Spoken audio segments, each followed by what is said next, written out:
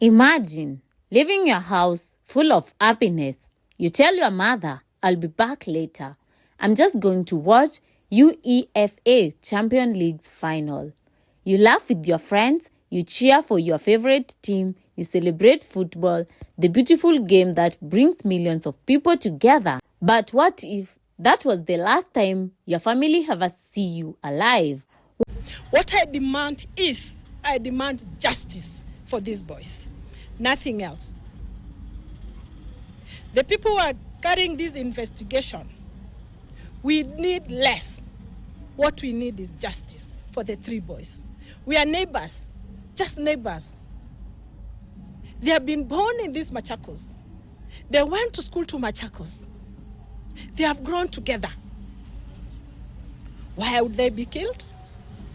We need answers. What if a simple trip to watch football ended with your body lying in a mortuary? Today, we tell the heartbreaking story of three young men, Charles, Kennedy, and Stanley, whose lives were cut short in one of the most painful and disturbing incidents that happened in Machakos, a story of football night that turned into a nightmare, a story of mob justice, a story that have left family crying for answers and demanding justice. Na ile mambo tumeona, it is very evident that our boys were maimed, killed and burnt by malicious people.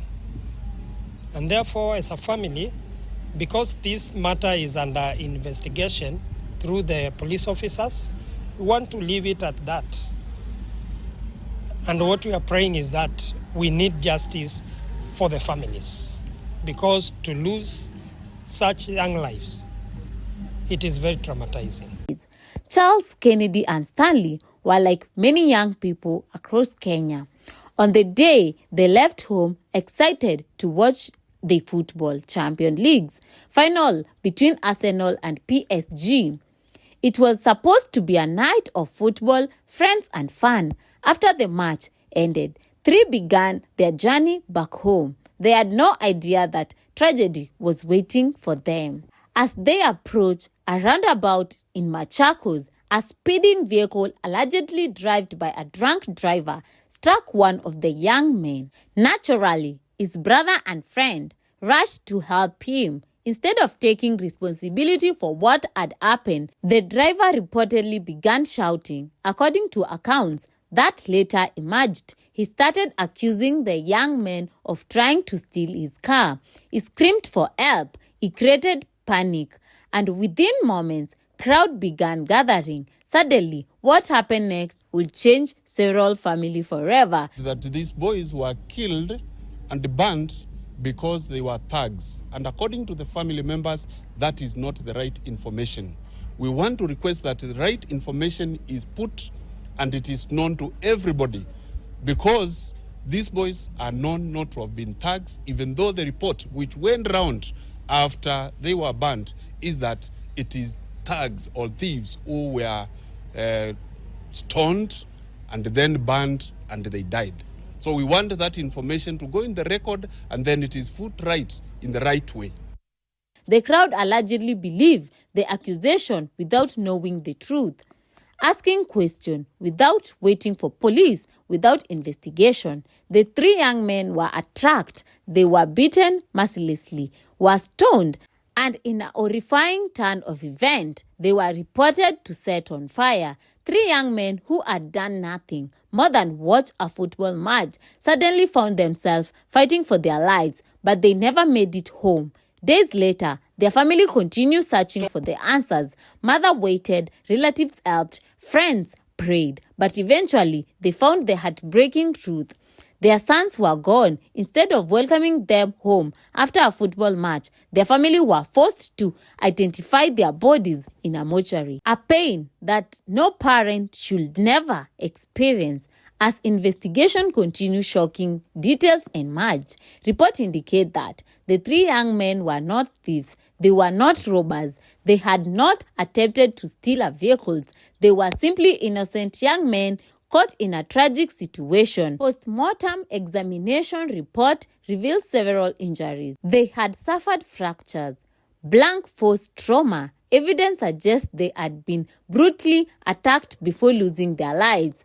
Today, investigation continues searching for answers. Police officers are reporting, collecting CCTV footage from that area. They are speaking to witnesses. They are gathering evidence to establish exactly what happened at that night. The family, meanwhile, are demanding justice. One grieving mother broke down as she spoke about her son. She described how they grew up in Machakos, how they went to school in there, how they were known by the community, and how painful it is to hear people call them thieves when she knew they were innocent. Her cry was simply justice, nothing more, nothing less. What I demand justice for these boys, nothing else. The people who are carrying this investigation, we need less. What we need is justice for the three boys. We are neighbors, just neighbors. They have been born in these Machakos. They went to school to Machakos. They have grown together. Why would they be killed?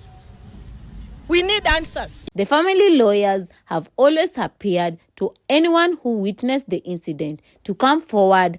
Anyone with evidence, anyone with information. They are asking witnesses to help ensure the truth is known, because only the truth can bring justice.